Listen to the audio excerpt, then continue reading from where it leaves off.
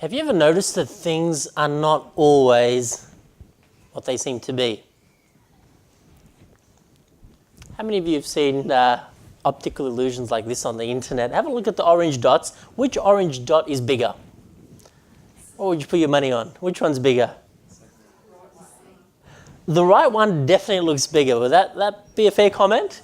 And, you can look at it whichever way. You can sort of, do your fingers like this and try frame it and see how it works. Until, of course, you cut them out and then move them on top of each other and you realize that they're an identical size.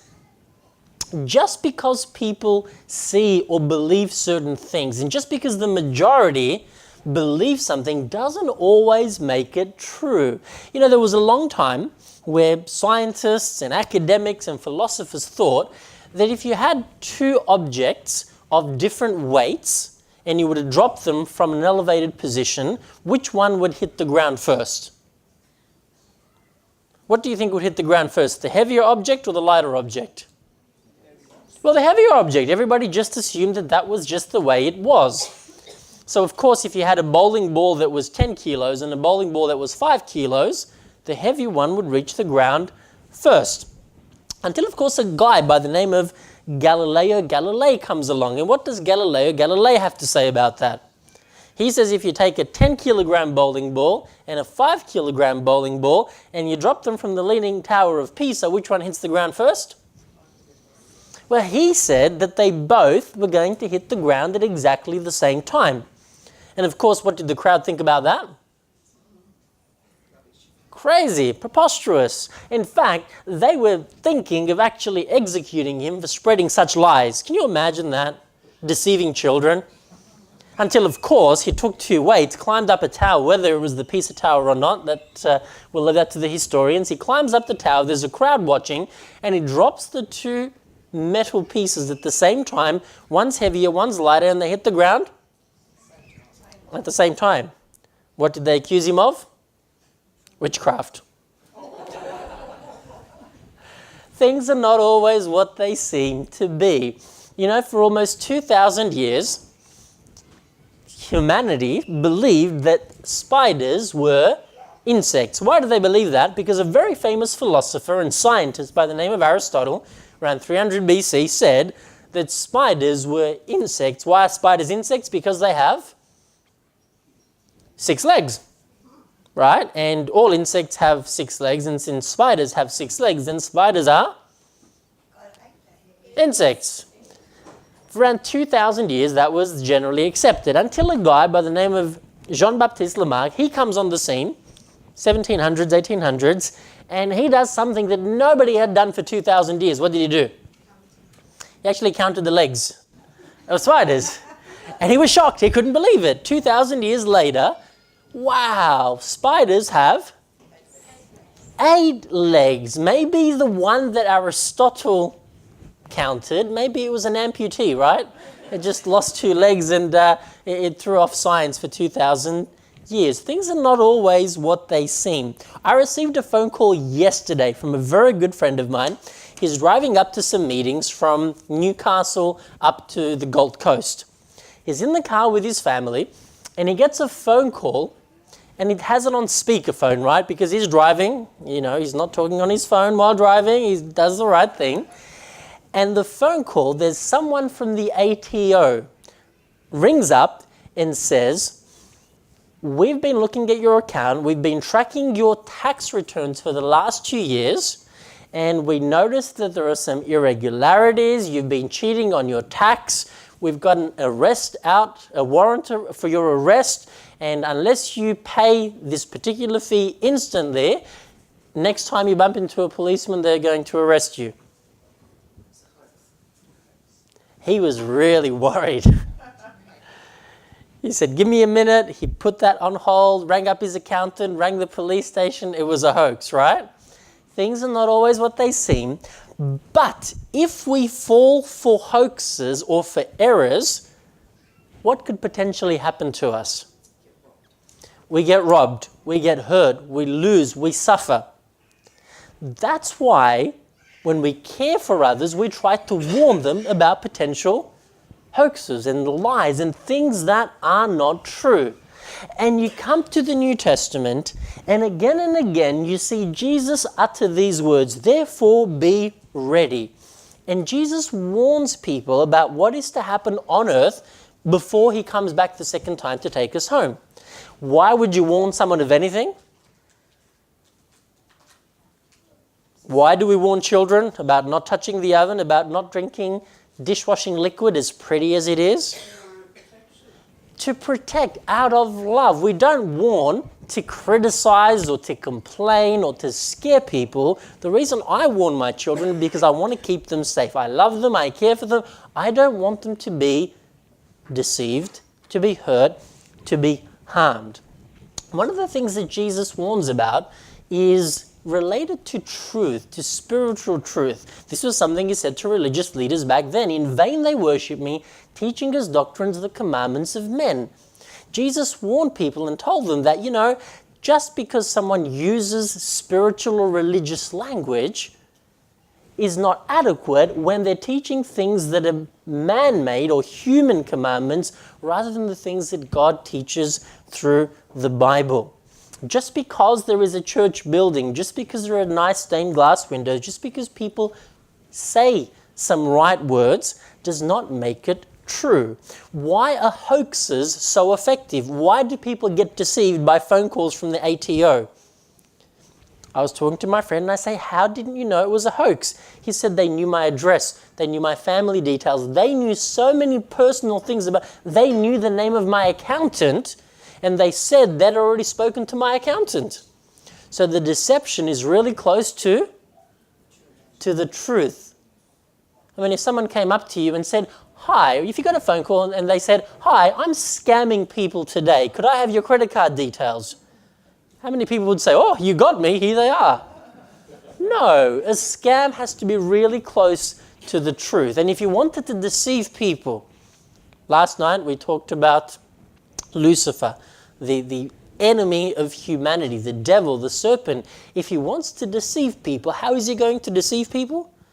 As close as possible to the truth. We spoke this morning about this prophecy that we have in Daniel chapter 2. We discovered this statue and how it represents world kingdoms, and we explained that God gave us this dream, this prophecy, to help us trust that he knows what the future holds. As we keep reading through the book of Daniel, we come to a prophecy, another prophecy that builds on that statue. It's a prophecy of warning. More details about similar events, but at the end is a warning as well to protect us from what will happen right before Jesus comes back. Now, when you teach children, let's say how to read or how to do basic maths, where do you normally start? Let's say I've got a 4 and a 6-year-old. I wanted to teach them how to read. Where do you start teaching a child how to read? Right at the beginning. You get out a set of encyclopedias or dictionaries and you get them to start reading the dictionary, right?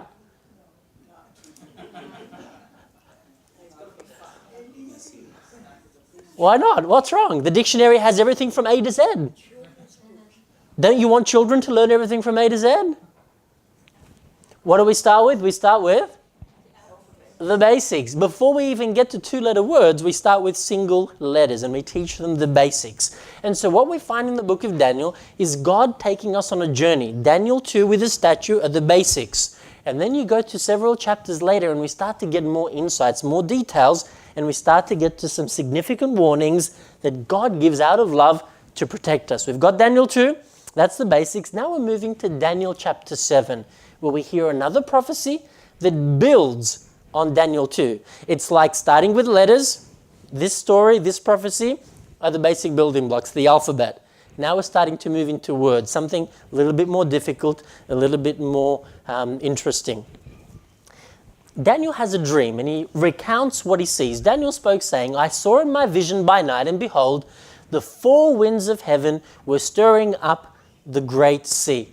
And 4 great beasts came up from the sea, each different from the other. He's asleep in his bed, he sees the ocean, and there are these monsters that come out of the ocean. And we start to look at each of these monsters in turn. What do these monsters do? What are they? Those great beasts, which are 4, are 4 kings which arise out of the earth. So these beasts represent things, just as the gold, the silver, the bronze, the iron, and the mixed feet represented kingdoms. So these beasts represent kings. Or, it tells us later in that same chapter, the 4th beast shall be a 4th kingdom on earth. What are these beasts? Well, they're essentially different empires, different kingdoms. If you remember this morning, we talked about how each one represents a different kingdom. What we find is that these 4 beasts represent the same kingdoms. Why would God be repeating something for us? Well, there's a very good reason, because we're often slow and it takes a bit of repetition to get something right. But that's not the main reason. What we will find in Daniel 7 is that God does repeat, but he gives us more details, more information. How many times do you have to repeat the alphabet before you get it? A while. And then you repeat words until you get it, and then sentences. So what God does, he says, I'm going to repeat a little bit of this history, but I'm going to give you some more details that A, show I'm in charge of history and I know what's going on, and B, will give you new insights, teach you new things, and provide warnings that I wasn't able to give you right away, because that was just the beginning of the journey. So let's go through and explore these beasts. The first was like a lion and had eagle's wings. I watched till its wings were plucked off, and it was lifted up from the earth and made to stand on 2 feet like a man, and a man's heart was given to it. If you travel to the Pergamon Museum in Berlin, you'll find this reconstructed blue glazed tile gate that has these wings, these reliefs from Babylon. What do you notice? It's a lion with? That was their mascot. And what the prophecy says, looking at these kingdoms, the first one is represented by a lion with wings.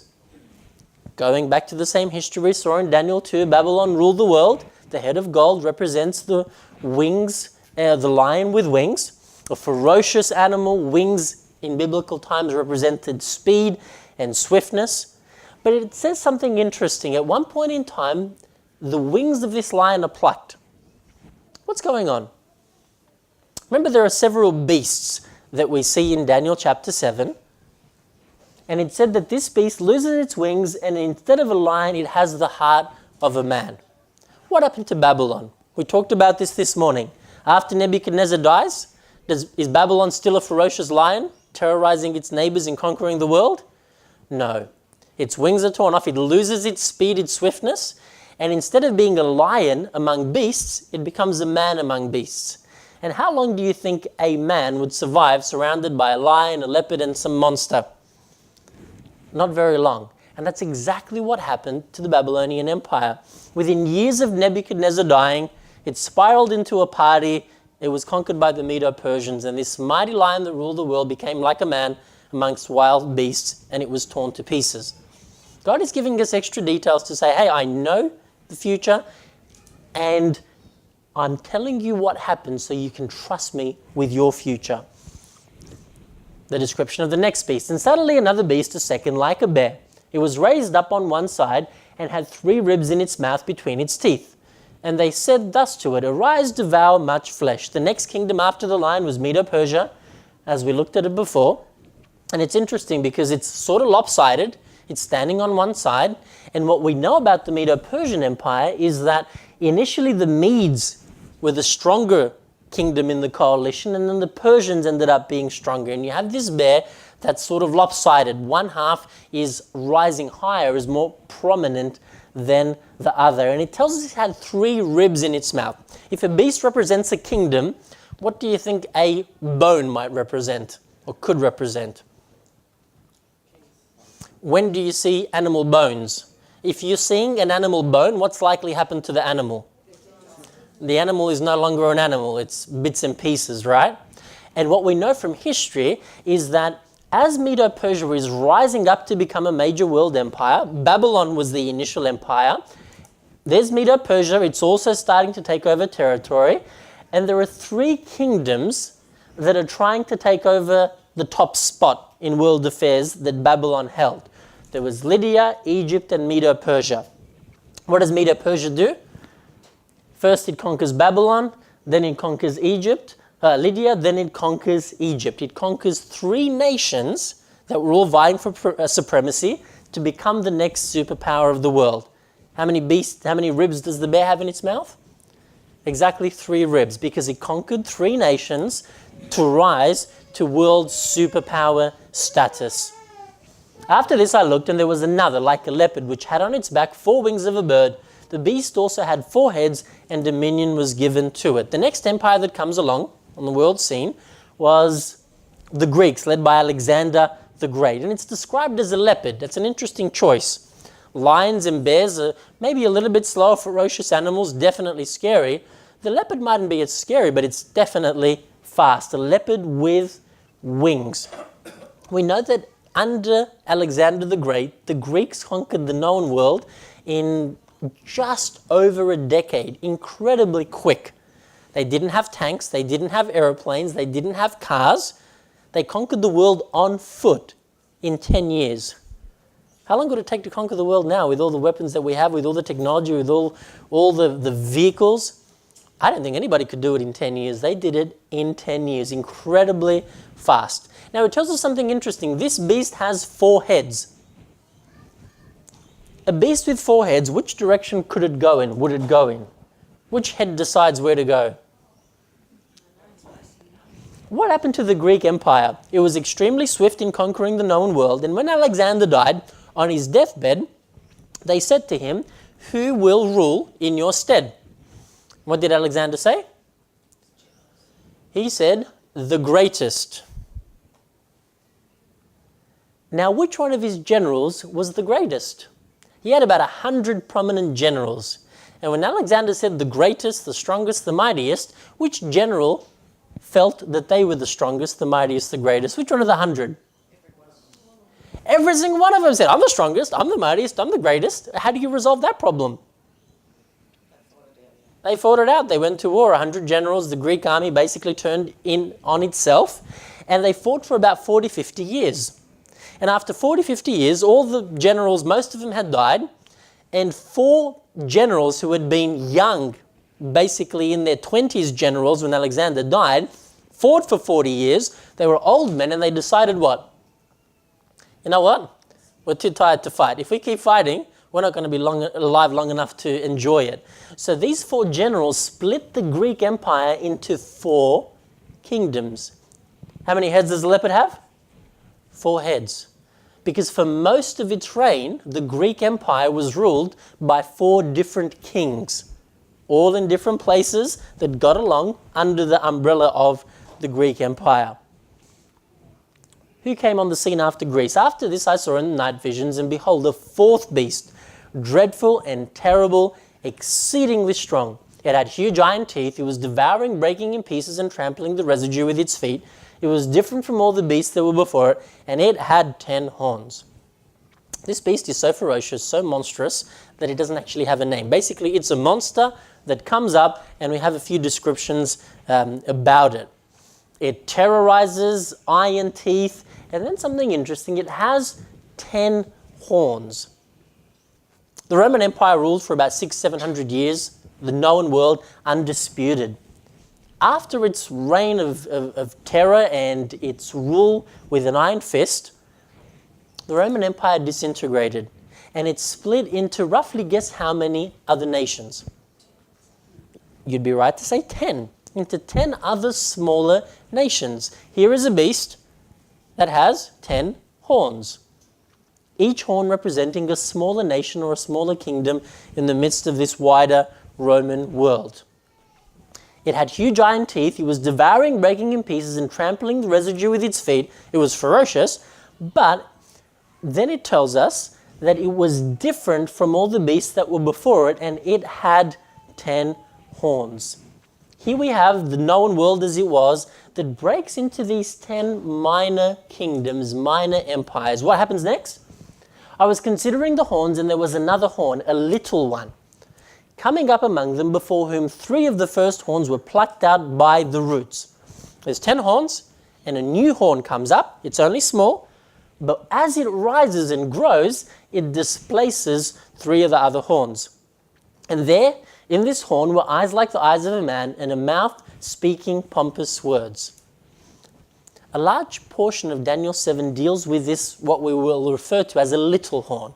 It's little because it initially is small and then grows and displaces the others, and it becomes a focus of this prophecy. There are more details about this horn than any of the other horns or any of the other beasts before it. So we're going to explore, who is this little horn?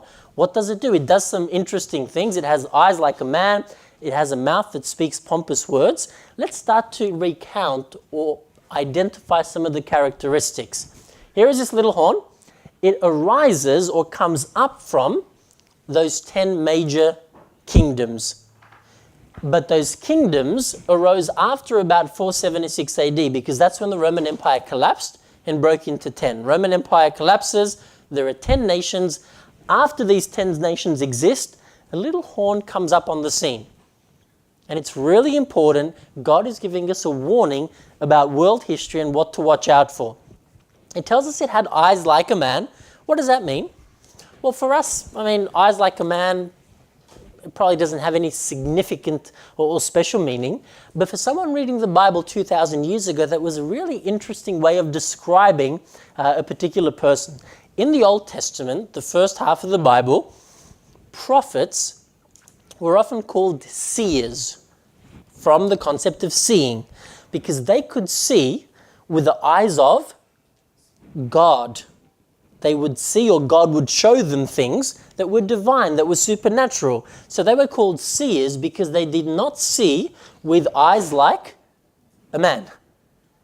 And so there was a real clear contrast. There was human sight and there was divine sight, and the seers or the prophets had eyes to see like what God saw. That was the expression that they used. So here is this being, or this little horn, and it doesn't see like God, but it sees through or with human eyes. And it's setting us up that this power or this kingdom or this entity is in opposition to God, because it doesn't see like God sees.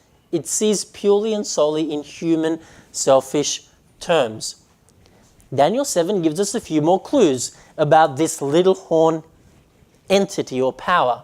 He shall be different from the first ones. Now, if you look at all the other horns and if you look at all the other kingdoms, well, they were essentially political powers. They were empires or kingdoms who ruled, who fought, who went to war, who conquered, ruled for a while, and then eventually were defeated. But this little horn is different. Why is it different? Because all of the other ones fought purely and solely with physical weapons, and they fought a war of world domination. But what we'll discover as we read more about this little horn is that it wasn't just a political power, that it was also a religious or a spiritual power, and in that sense, it was very different. How can we say it was just not a political power, but a religious power? Well, have a look at what this little horn does. He will speak against the Most High and oppress his saints and try to change the set times and the laws. What does it do? It doesn't go to war just with other nations. Who does it try to go to war with? Against the Most High. It actually fights a spiritual, not just a physical battle. And in doing so, it's different to all of the other kingdoms that have come before it. And it does something else that none of the other kingdoms tried to do. It will try to change the set times and the laws. Now, that's an interesting concept. Every time a nation conquers another, do you think the winners keep the laws of the other nation? Usually not. If I conquer the world, who gets to set the rules? I set the laws. And yet we have the Babylonians, the Medo-Persians, the Greeks and the Romans. Every time they conquered, you know what they did? They changed laws, didn't they? They set their stamp and their laws on the nations that they conquered. But here, it mentions that only the little horn tries to change the set times and laws. You know why? Because it's not talking about regular times and laws, but it actually uses the word set. Who alone sets eternal, unchanging laws? God. This power tries to not change human laws, because all nations change human laws. But it actually tries to change laws that are set, that are above and beyond nations and country boundaries, the laws and the times of God. What are God's laws that are set that don't change across culture and time and space? Well, the Bible talks about them as the 10 Commandments. And this power is going to try to change set laws. established by God. It's fighting against God. So not only do we have God's law, but in God's law we also have set times.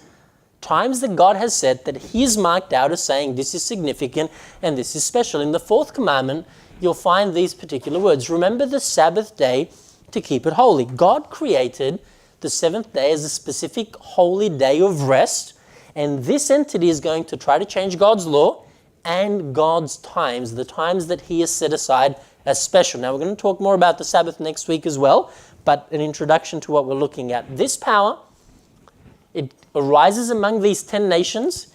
It's after 476 AD. It looks or tries to act like it has supernatural power, but it's really a human entity with human thoughts rather than receiving direction from God. It's different as a religious and political power, and it tries to change times and laws. Which is this power, and why is God telling us about it? Why does God care? Why is God being so descriptive? Because He is trying to warn us. If there was a burglar out in your society, in your community, and people had seen him and someone had taken some photos and the police were trying to catch them, wouldn't it be good if they actually tried to warn us? Watch out for this kind of person. And what do? They create an artist's impression. They tell you how tall he is. They tell you eye color, hair color, build. What are they trying to do? Protect us, warn us from the harm that might befall us. So that's what God is doing. Which political religious power fits the descriptions that we have here in Daniel 7? Now, before we identify and start to look at who this power is, we need to keep something in mind.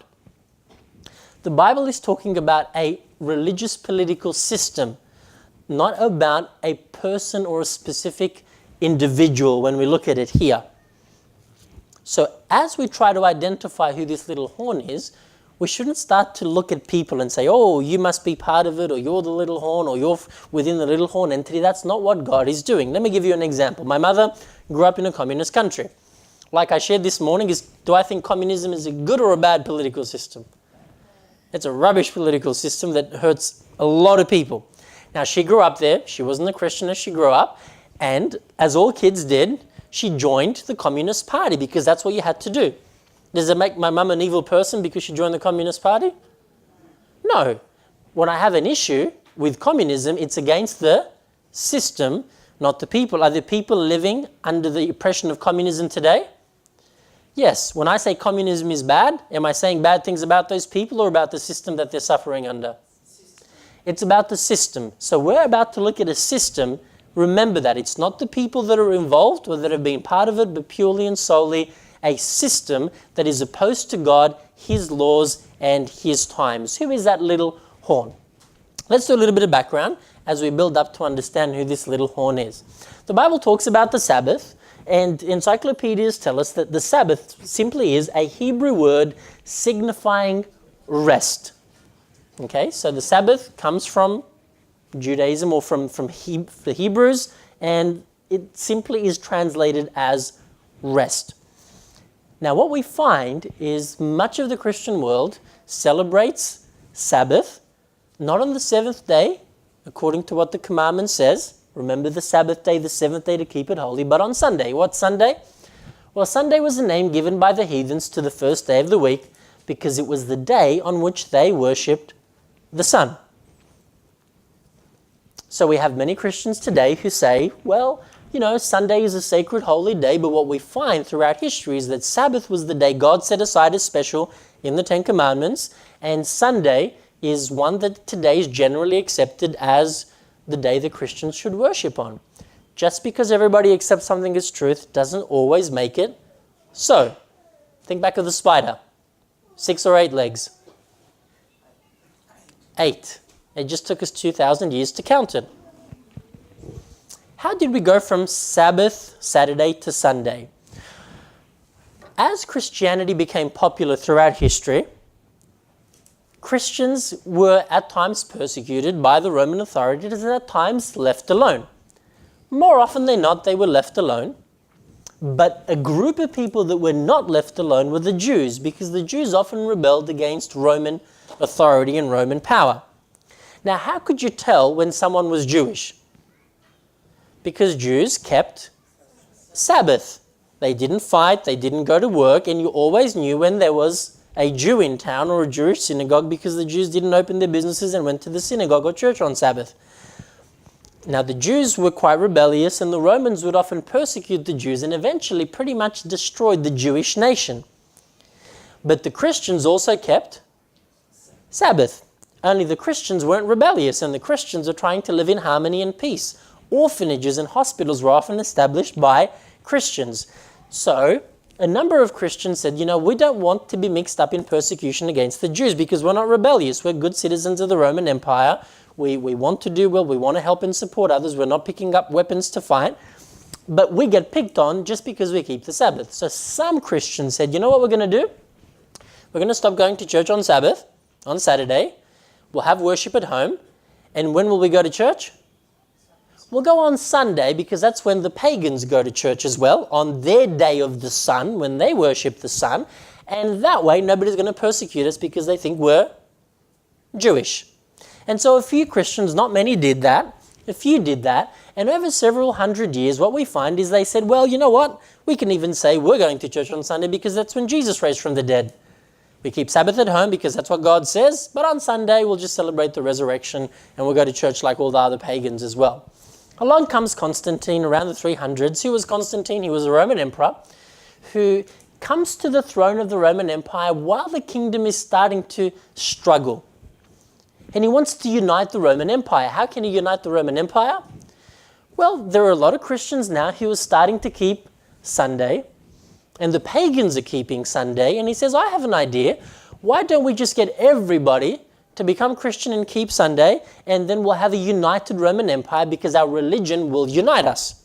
And that's exactly what he does. On the venerable day of the sun, this is the command he gives, let the magistrates and people residing in cities rest, and let all the shops be closed.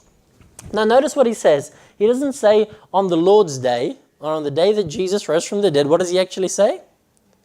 On the venerable day of the sun. Constantine, there are some authors and some historians that say he was a Christian from early days, but most Roman history we have says he wasn't really a Christian, and he actually only got baptized on his deathbed. He killed one of his wives, he killed several of his sons. He was not a nice guy, but he used Christianity as a vehicle for political gain, and he's the one that made everybody basically go to church on Sunday. That's where we first start to see the church or politics start to combine with the state, with religion and politics. This is a coin of Constantine. Later in his reign, this is him, and this is the sun goddess. He definitely wasn't a Christian and wasn't a practicing Christian, but he started to use religion and politics to further his political aims. Through Constantine's influence, the church began to rise to political prominence. When the emperor says, hey, everybody become Christian and go to church on Sunday, all of a sudden the church isn't being persecuted, but the church is in favor. And what's that phrase? Power, absolute power does what? Absolute power? Corrupts? Absolutely. Sadly, many of the church leaders of the Christian church, when they were given prominence and power by Constantine, do you think they used it for good? To advance the cause of Christianity, to help the poor and the sick and the widows and the orphans? No, they consolidated and they began to behave just the same way the Romans were doing before. They began to persecute, they began to pillage.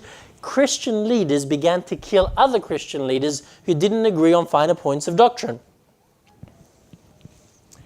The church adopted the name Universal Church. And what they did, they said, you either follow what the Universal Church teaches, or you're going to be persecuted, executed, banished, all sorts of horrible things happening to you and your family. Now, in Greek, the word universal isn't universal, it's katholikos. So the church, the Christian church, the mainstream Christian church that had lost its way, that had moved away from the Bible, away from the commandments of God, that had started to join forces with the politicians and politics of the day, said, we are the universal church. Anybody that doesn't listen or agree to us, they're in trouble. The Catholicos, or later it became known as the Catholic Church. They made this decree in the mid-4th century. Christians shall not Judaize and be idle on Saturday. The church has moved away from the commandments of God, saying, remember the Sabbath day, to the point where now the church is saying, no, don't follow the Bible because, well, the Bible's Jewish, even though the Bible was written for humanity. Christians shall not Judaize and be idle on Saturday, but the Lord's day they shall especially honor, and as being Christians shall, if possible, do no work on that day. If, however, they are found Judaizing, in other words, if they keep the Bible Sabbath, they shall be shut out from Christ. And how did the church shut out people from Christ? What did it mean to be shut out of Christ? How did the church do that? Well, it killed people. It permanently shut you out so you could never make it back into the church of Christ, right? The church went from a church that was being persecuted to becoming a church that persecuted. As the Roman Empire began to crumble and collapse, as the Caesars struggled to maintain power, the church started to rise to prominence. And it was the corrupt universal church that began to play significant political and religious influence in the history of the world. Professor LaBianca, a historian, wrote the following words about what happened to the Roman Empire. To the succession of the Caesars, these are the emperors of the Roman Empire, came the succession of the pontiffs, or the popes, in Rome. When Constantine left Rome, he gave his seat to the pontiff. As the Roman Empire is crumbling and the emperors are losing their hold on power, it is the religious leaders or the Pope in Rome that rises not just to religious prominence, but political power. A few years ago, I picked up this book from a bookstore, A Very Short History of the World. And it was fantastic because the book was only 950 pages, right? And you think of 6,000 years or 10,000 or, the gentleman reckons the world's been around for billions of years. 950 pages wasn't long. As I'm reading this book written by Professor Jeffrey Blaney, who happens to be an atheist, doesn't believe in God or the Bible, I came across something really interesting. He is recounting history from an atheistic perspective.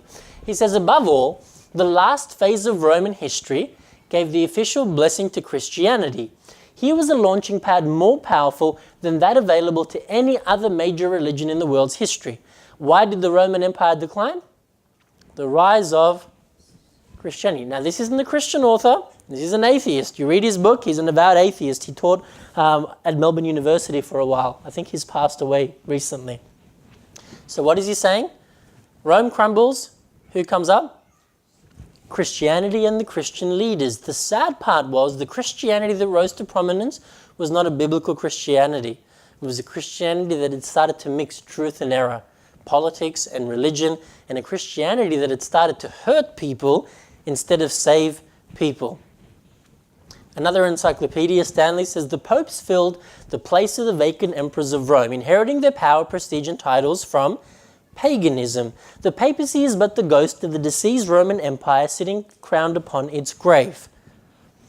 As Christianity rose to political power, it wanted to maintain its power, but many of its subjects were pagan. If you've heard of Zeus and Apollo and Diana and Olympus, the Olympic Games, have you heard of the Olympic Games? It comes from Mount Olympus, where the Greek gods would meet for regular gatherings. Different ancient gods. What the Christian church did is it said, how can we keep everybody together? How can we make everybody happy? Well, here's a statue of Zeus in a pagan temple. Why don't we call that statue Peter? Now, the Christians like it because it's Peter, one of the followers of Jesus, and the pagans still think it's Zeus. And so they mixed true and false worship and religion and ideas. That's why the encyclopedia says they inherited their power, prestige, and titles from paganism. Do you ever read in the Gospels or in the New Testament about Jesus wearing a crown worth several $1 million? Where did that come from? The crowns, the titles, the clothes, the symbols were inherited from paganism. Christianity lost its way. The universal or the Catholicos, the Catholic Church, compromised to such an extent that it was a mixture between paganism, evil, selfish, human-centered religions, and the gospel of Jesus. What else does it do? He will speak against the Most High and oppress his saints and try to change the set times and the laws. How did this little horn power, the Universal Catholicos Christian Church, how did it try to change the set times and laws? Well, we're going to read it from its own documents, rather than me telling you what I think. If you read the Convert's Catechism of the Catholicos, remember this is the Universal Christian Church as he claims to be, listen to what he has to say. Which is the Sabbath day? Answer: Saturday is the Sabbath day. It's really clear. Well, then someone is bound to ask the next question. Why do we observe Sunday instead of Sabbath? Because the Catholic Church transferred the solemnity from Saturday to Sunday. Why did it do that? Because it just can. Did Jesus instruct that? Did the disciples instruct that? Isn't that in the Bible? No. The Catholic Church just claims to have so much power that it can change God's set times.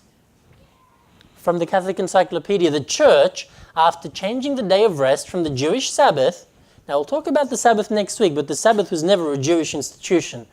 From the Jewish Sabbath of the seventh day of the week to the first, made the third commandment refer to Sunday as the day to be kept holy as the Lord's day. Here the Church says we have power to change God's laws. God didn't tell us to change them, but we changed God's times.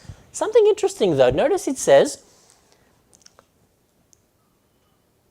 it had the ability to do what? To change the day of the week to the first, made the third commandment refer to Sunday as the day to be kept holy. The third commandment. Now, if you were to open any modern Bible and you looked at the third commandment, it has nothing to do with the Sabbath. Because the commandment about the Sabbath is which commandment? The fourth commandment, number 4. But why does the Catholic Encyclopedia say it didn't change the fourth commandment, but it changed the third commandment? If you look at it in your Bibles, the third commandment says, you shall not take the name of the Lord your God in vain. That has nothing to do with the Sabbath, does it? So why does the Catholic Encyclopedia say it changed the third commandment? Well, you've got your 4 commandments. The first one says, worship only God. The second commandment says, do not make for yourself any idols or graven images, statues. Don't bow down to figurines of God. The third commandment says, don't take God's name in vain, don't misuse it. And the fourth commandment is about Sabbath.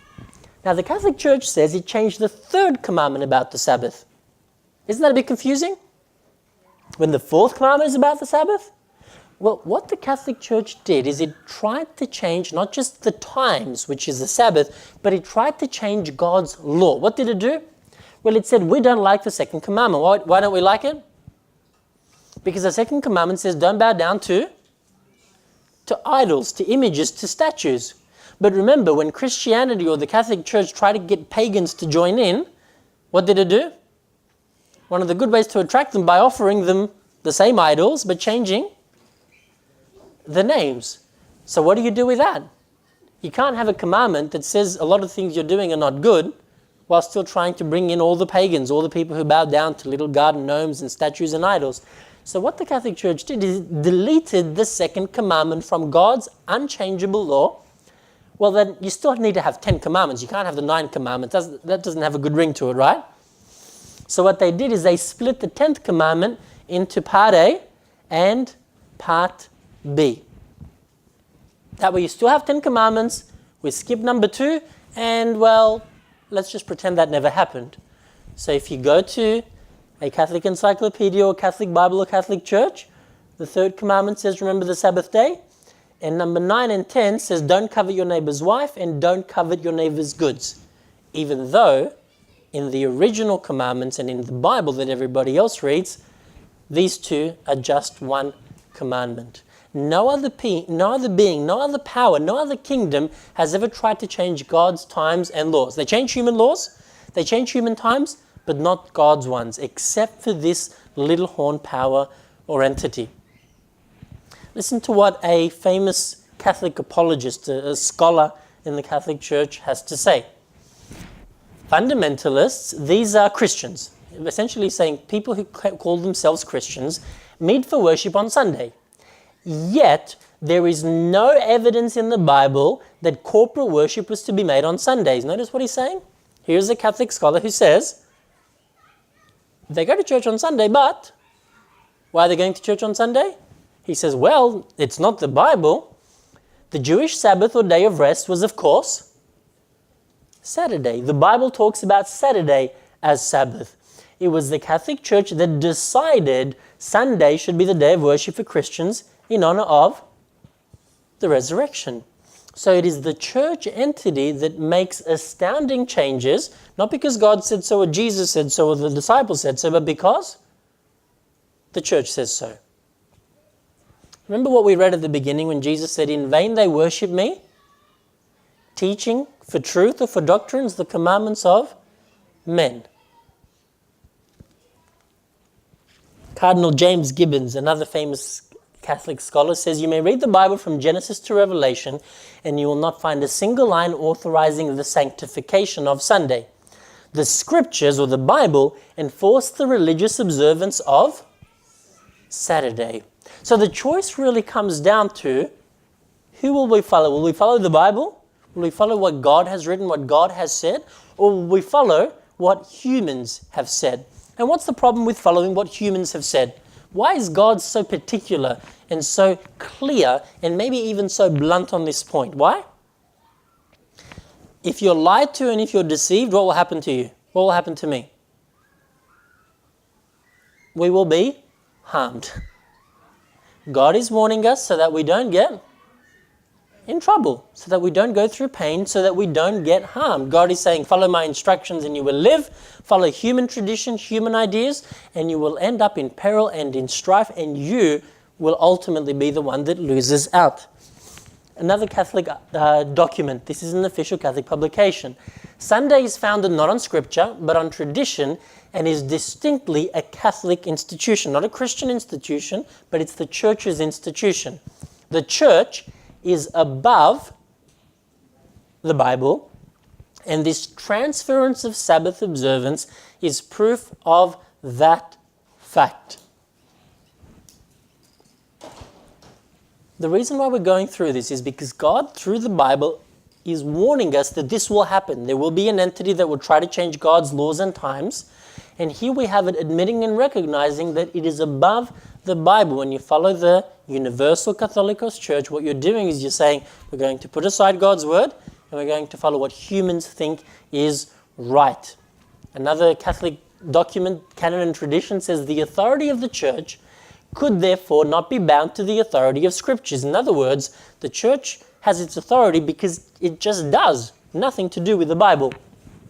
Because the church had changed the Sabbath to Sunday, not by command of Christ, but by its own authority. Now I'm going through quote after quote so that there's no sense of, hey, I'm making things up or I'm saying this. These are official documents where the church says we are above the Bible and we essentially are above God who wrote the Bible because, well, we are doing things our way rather than his way. Perhaps the boldest thing, another official Catholic newsletter, perhaps the boldest thing, the most revolutionary change the church ever did happened in the first century. The holy day, the Sabbath, was changed from Saturday to Sunday, not from any directions noted in Scripture, but from the church's sense of its own power. People who think that the Scripture should be the sole authority should logically become Seventh-day Adventists and keep Saturday holy. One final document that we're going to read. I think it was in the 50s. A man by the name of John Day wrote to the Pope at the time.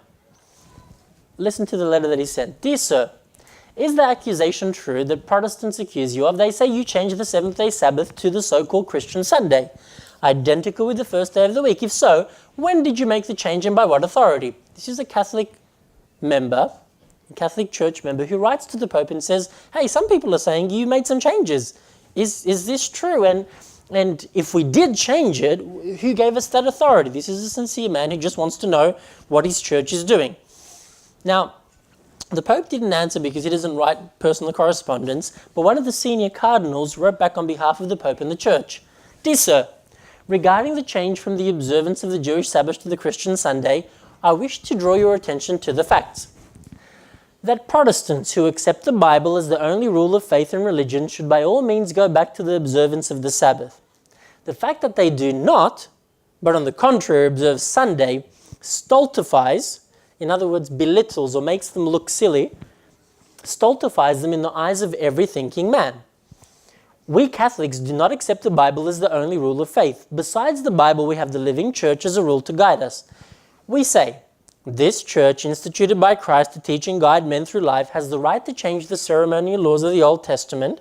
He's talking about the Ten Commandments. And hence, we accept her change of the Sabbath to Sunday. We frankly say, yes, the church made this change, made this law, as she made many other laws.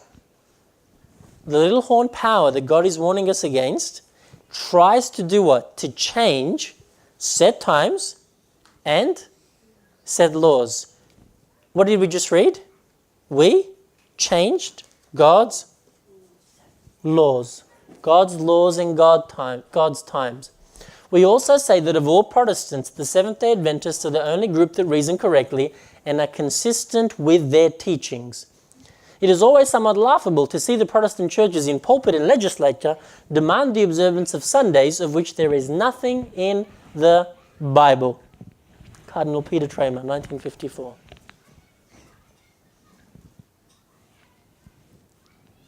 The last clue to the puzzle. He will speak against the Most High and oppress his saints and try to change the set times and the laws.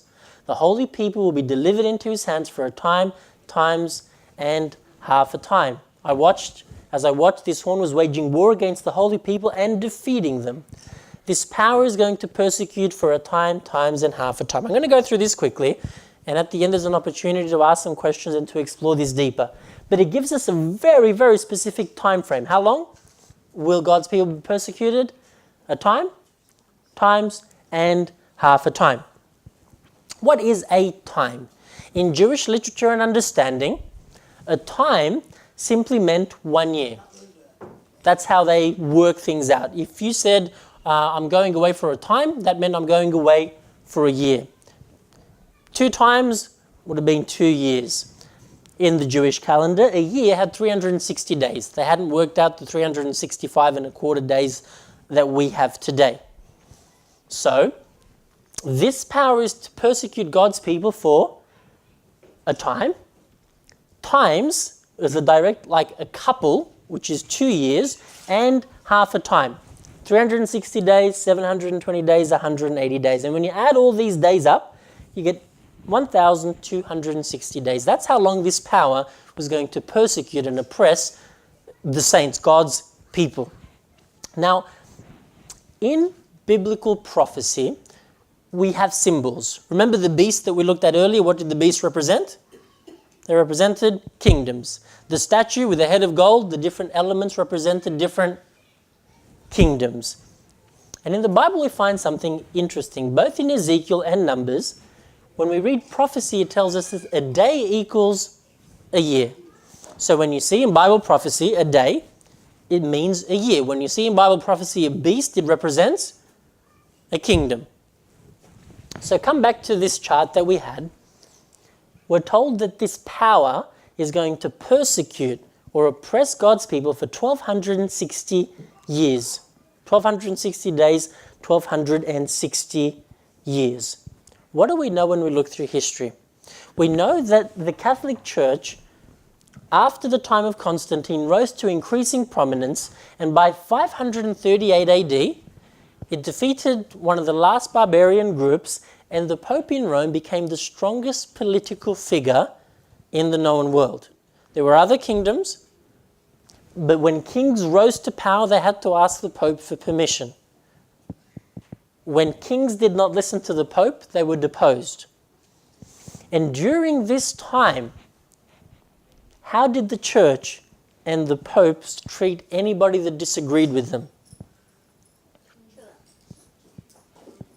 Conservative estimates say that more than 50 million Christians were killed by the Christian Church. Can you imagine that?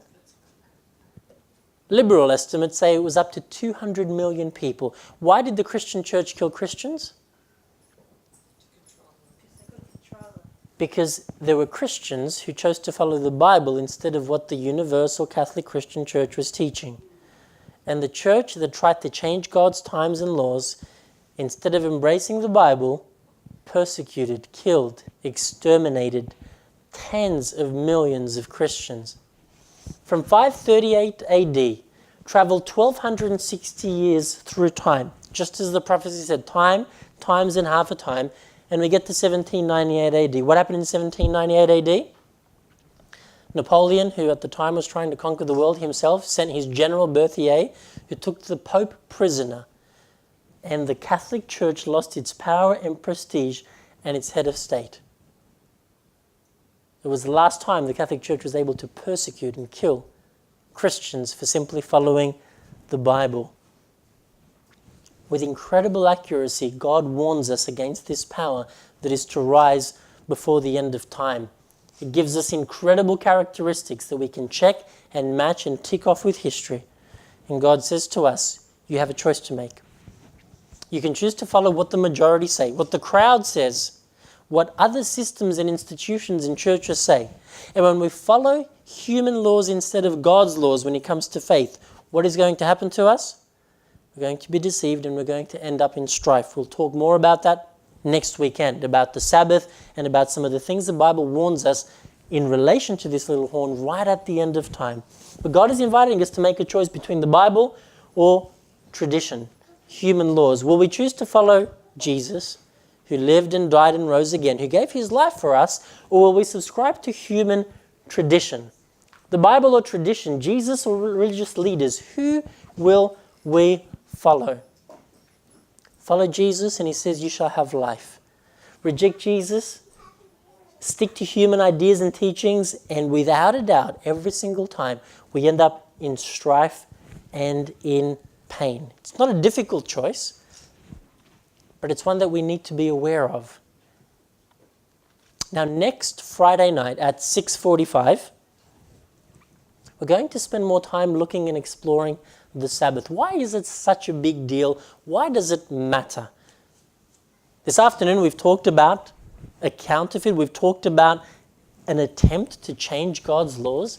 But does it really matter? Is it even important? What is the Sabbath all about? And why is there such an attack to counterfeit the Sabbath, to create a replica, to do something totally different? Now, I'd like to give you an invitation before we leave. I'm going to ask Vikram to hand these out. We've gone through some quite interesting, challenging themes over the last few sessions. And I'd like to give you an opportunity to respond and to explore a bit further on some of the things that we've discussed. It's one thing to hear, it's another to dig deeper, to be challenged, to grow in our own spiritual journey.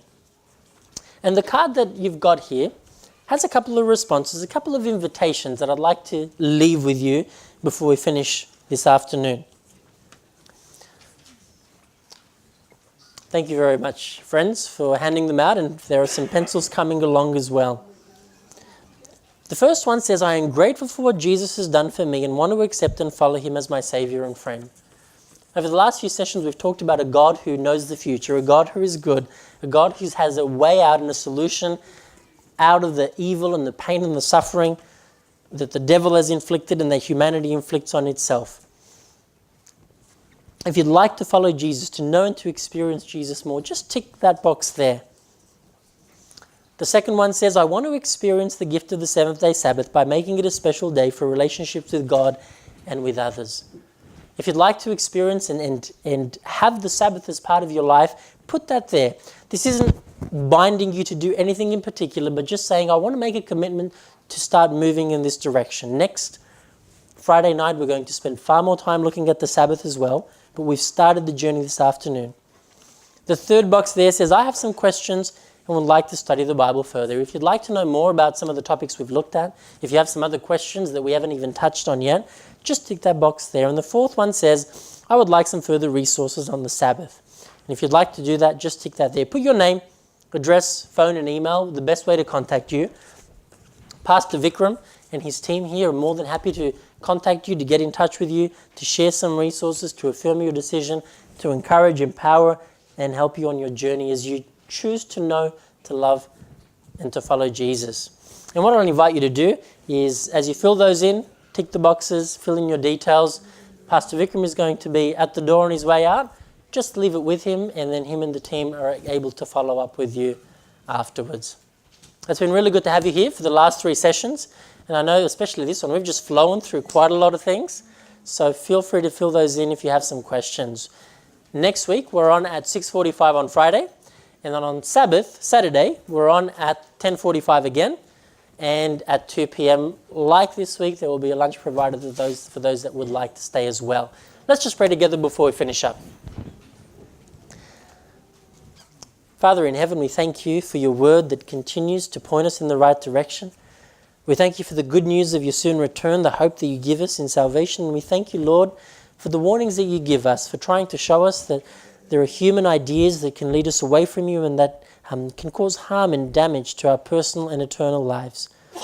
Pray that you be with us all in the coming week. Keep us safe till we can spend time with you, with each other again next week, and continue to draw us closer to you through your Spirit. May we hear your voice speaking to our hearts and minds. May we experience you through the Bible. May we come to know and understand your will for our lives. We thank you and come to you in Jesus' name. Amen. Thank you all. Have a wonderful afternoon, and we'll see you again next week.